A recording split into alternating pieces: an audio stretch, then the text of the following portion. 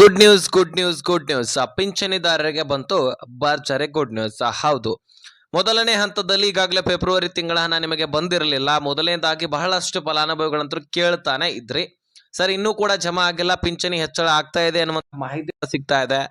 ಹಾಗಾದ್ರೆ ಯಾರಿಗೆ ಹಣ ಹೆಚ್ಚಳ, ಯಾರಿಗೆ ಇಲ್ಲ ಅಂದ್ರೆ ಹಿರಿಯ ನಾಗರಿಕರು, ಅಂಗವಿಕಲರು ಬೇರೆ, ವಿಧವಾ ಮಹಿಳೆಯರೇ ಬೇರೆ, ಈ ರೀತಿಯಾಗಿ ಪಿಂಚಣಿ ಜಮಾ ಆಗ್ತಾ ಇರತ್ತೆ. ಹಾಗಾದ್ರೆ ಯಾರಿಗೆ ಹೆಚ್ಚಳ ಆಗುತ್ತೆ, ಯಾರಿಗೆ ಇಲ್ಲ, ಅದರಲ್ಲಿ 15 ಜಿಲ್ಲೆಗಳಿಗೆ ಮುಖ್ಯವಾಗಿ ಜಮಾ ಆಗ್ತಾ ಬರ್ತಾ ಇದೆ. ಈ ಫೆಬ್ರವರಿ ಮತ್ತು ಹಿಂದಿನ ತಿಂಗಳ ಅಂದ್ರೆ ಮಾರ್ಚ್ ತಿಂಗಳ ಹಣ ಕೂಡ ನಿಮಗೆ ಬಂದಿಲ್ಲ, ಅಥವಾ ನಿಮಗೆ ಕಳೆದ 3-4 ತಿಂಗಳ ಹಣ ಬಂದಿಲ್ಲ ಅಂದ್ರೆ ನಿಮ್ಮನ್ನ ಖಂಡಿತವಾಗ್ಲೂ ತೆಗೆದಾಕಿದೆ ಸರ್ಕಾರ.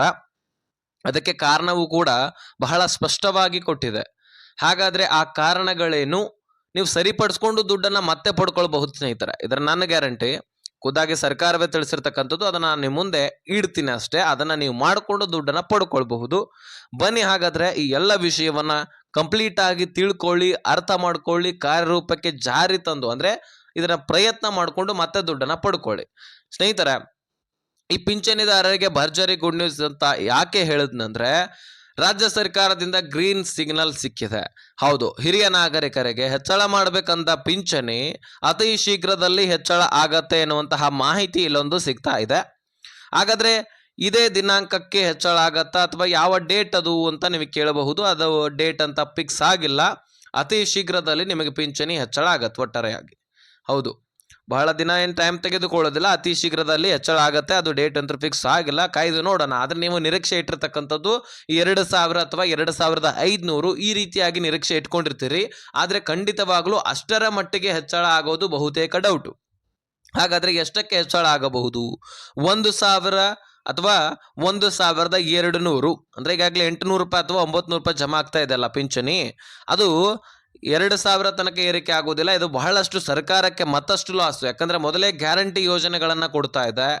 ಇದರಿಂದನೇ ಸಾಕಷ್ಟು ಸರ್ಕಾರ ತತ್ತರಿಸಿ ಹೋಗಿದೆ, ಸಾಲಗಳನ್ನ ಮಾಡ್ಕೊಂಡಿದೆ, ಬೆಲೆಗಳ ಏರಿಕೆ ಆಗ್ತಾ ಇದೆ, ಪಿಂಚಣಿದಲ್ಲಿ ತಡಮಾಡಿ ಪಿಂಚಣಿ ಕೊಡ್ತಾ ಇದೆ. ನೀವು ಮೊದಲು ನೋಡಿದಿರಬಹುದು, ನಿಮಗೆ ಗೊತ್ತಿರುತ್ತೆ ಬಿಡಿ ಆಲ್ರೆಡಿ, ಯಾಕಂದ್ರೆ ಪಿಂಚಣಿದಾರರೇ ನೀವಾಗಿರ್ತೀರಿ.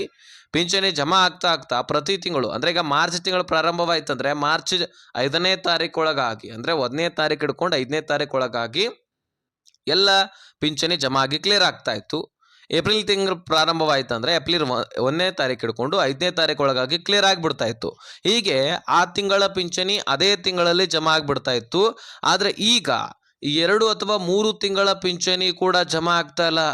ಈ ಪ್ರಶ್ನೆ ಎಲ್ಲರೂ ಕೂಡ ಕೇಳ್ತಾ ಇದ್ದಾರೆ. ಹಾಗಾದ್ರೆ ಸರ್ಕಾರ ಏನು ಮಾಡ್ತಾ ಇದೆ ಎನ್ನುವಂತಹ ಪ್ರಶ್ನೆ ಕೂಡ ಬರುತ್ತೆ. ಗ್ಯಾರಂಟಿ ಯೋಜನೆಗಳು ಇಂದಿರ್ತವೆ, ನಾಳೆ ಹೋಗ್ತವೆ. ಆದ್ರೆ ಪಿಂಚಣಿ ಯೋಜನೆ ಹಾಗಲ್ಲ. ಯಾವುದೇ ಸರ್ಕಾರ ಬಂದ್ರು, ಯಾವುದೇ ಪಕ್ಷ ಬಂದ್ರು ಸಹಿತ ಆಡಳಿತಕ್ಕೆ ಕೊಡಲೇಬೇಕಾದಂತಹ ಒಂದು ಯೋಜನೆ, ಶಾಶ್ವತ ಯೋಜನೆ. ಹಾಗಾದ್ರೆ ಈ ಪಿಂಚಣಿ ಈಗಾಗಲೇ ಪೆಂಡಿಂಗ್ ಉಳಿದಿರ್ತಕ್ಕಂಥದ್ದು ಕ್ಲಿಯರ್ ಮಾಡ್ತಾ ಇದೆ ಸರ್ಕಾರ. ಮಾರ್ಚ್ ತಿಂಗಳದು ಕೂಡ ಜಮಾ ಆಗ್ತಾ ಇದೆ, ಏಪ್ರಿಲ್ ಕೂಡ ಜಮಾ ಆಗ್ತಾ ಇದೆ. ನಿಮ್ಮ ಅಕೌಂಟ್ಗಳನ್ನ ಒಂದಿಷ್ಟು ಚೆಕ್ ಮಾಡ್ಕೊಳ್ಳಿ. ಕಳೆದ 2-3 ತಿಂಗಳಿನಿಂದ ನಿಮಗೆ ಪಿಂಚಣಿ ಒಟ್ಟೆ ಬಂದಿಲ್ಲ ಅಂದ್ರೆ ನೀವು ಒಂದು ಕೆಲಸ ಮಾಡ್ಬೋದು. ಯಾಕಂದ್ರೆ ಸಾಕಷ್ಟು ಲಕ್ಷಾಂತರ ಫಲಾನುಭವಿಗಳನ್ನ ಈ ಪಿಂಚಣಿ ಯೋಜನೆಯಿಂದ ಸರ್ಕಾರ ಹೊರ ಇಟ್ಟಿದೆ. ಅದಕ್ಕೆ ಕಾರಣಗಳು ಕೂಡ ಕೊಟ್ಟಿದೆ. ಫೇಕ್ ಡಾಕ್ಯುಮೆಂಟ್ಸ್ಗಳಿಂದ ಅಪ್ಲಿಕೇಶನ್ ಹಾಕಿದವರು ಕೂಡ ಬಹಳಷ್ಟು ಜನ ಸಿಕ್ಕಿ ಬಿದ್ದಿದ್ದಾರಂತೆ.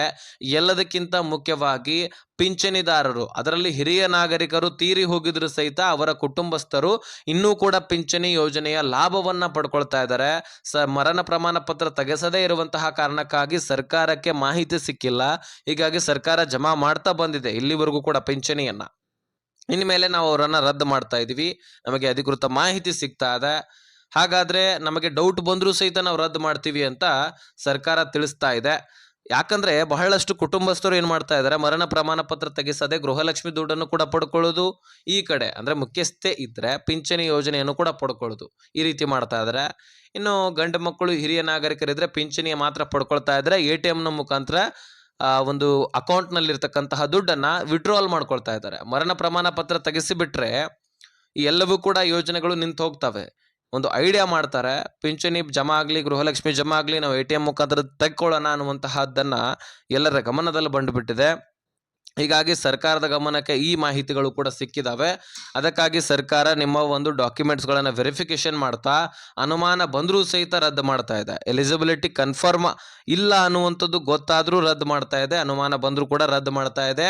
ನಾವು ನಿಮ್ಮನ್ನು ರದ್ದು ಮಾಡಿದ್ದೀವಿ, ನೀವು ಎಲಿಜಿಬಲ್ ಇದ್ದೀರಿ, ಆದರೂ ಸಹಿತ ನಾವು ರದ್ದು ಮಾಡಿದ್ದೀವಿ ಅಂತ ಅಂದ್ಕೊಂಡಿದ್ದೆ ಆದರೆ ನೀವು ನಿಮ್ಮ ಲೈಫ್ ಸರ್ಟಿಫಿಕೇಟ್ ಅಂದರೆ ಜೀವಿತ ಪ್ರಮಾಣ ಪತ್ರವನ್ನು ಯಾವ ಬ್ಯಾಂಕನ್ನು ಅಕೌಂಟನ್ನು ನೀವು ಲಿಂಕ್ ಮಾಡಿಸಿರ್ತೀರಿ ಪಿಂಚಣಿ ಯೋಜನೆಗೆ, ಆ ಬ್ಯಾಂಕಿಗೆ ಹೋಗಿ ಸಬ್ಮಿಟ್ ಮಾಡಿ ಆ ಅಧಿಕಾರಿಗಳು ಮೇಲಧಿಕಾರಿಗಳಿಗೆ ಮಾಹಿತಿ ಕೊಡ್ತಾರೆ. ತದನಂತರ ನಿಮ್ಗೆ ನಾವು ದುಡ್ಡು ಜಮಾ ಮಾಡ್ತೀವಿ ಅಂತ ಸ್ಪಷ್ಟನೆಯನ್ನ ಕೊಟ್ಟಿದೆ. ಹೌದು, ನಿಮ್ಮನ್ನು ಕೂಡ ತೆಗೆದಾಕಿದ್ರೆ ಈ ಕೆಲಸ ಮಾಡಿ ಖಂಡಿತವಾಗ್ಲೂ ನಿಮಗೆ ದುಡ್ಡು ಜಮಾ ಆಗ್ಲಿಕ್ಕೆ ಪ್ರಾರಂಭವಾಗತ್ತೆ ಅಂತ ಖುದ್ದಾಗಿ ಸರ್ಕಾರವೇ ತಿಳಿಸ್ತಾ ಇದೆ. ಈ ಕೆಲಸ ಮಾಡುವುದರ ಮುಖಾಂತರ ನೀವು ಮತ್ತೆ ಮರು ದುಡ್ಡನ್ನ ಪಡ್ಕೊಳ್ಬಹುದು ಏನಾದರೂ ಈ ಪಿಂಚಣಿ ಯೋಜನೆ ನಿಂತು ಹೋಗಿದ್ರೆ. ಕಳೆದ 2 ತಿಂಗಳಿಂದ ಪಿಂಚಣಿ ಮಾತ್ರ ಜಮಾ ಆಗಿಲ್ಲ ಅಂದರೆ ತೆರೆ ಕೆಡಿಸ್ಕೊಳ್ಬೇಡಿ. ಸರ್ಕಾರ ಇನ್ನೂ ಕೂಡ ಬಿಡುಗಡೆ ಮಾಡಿರಲಿಲ್ಲ, ಈಗ ಬಿಡುಗಡೆ ಮಾಡ್ತಾ ಇದೆ, ಅದು ನಿಮ್ಮ ಅಕೌಂಟ್ಗಳಿಗೆ ಬರುತ್ತೆ. ಸೊ ಹಾಗಾದರೆ ಈ ವಿಷಯ ಅರ್ಥ ಆಗಿದೆ ಅಂತ ಅಂದ್ಕೊಳ್ತೀನಿ. ಸೊ ಈ ವಿಷಯವನ್ನು ಎಲ್ಲ ಪಿಂಚಣಿದಾರರಿಗೆ ಶೇರ್ ಮಾಡಿ. ಜಿಲ್ಲಾ ವೈಸ್ ಅಂತೂ ಜಮಾ ಆಗೋದಿಲ್ಲ, ಇಲ್ಲಿ ಪಿಂಚಣಿದಾರರ ಲಿಸ್ಟ್ ಇರುತ್ತೆ, ಆ ಲಿಸ್ಟ್ನ ಮುಖಾಂತರ ಜಮಾ ಆಗ್ತಾ ಬರುತ್ತೆ.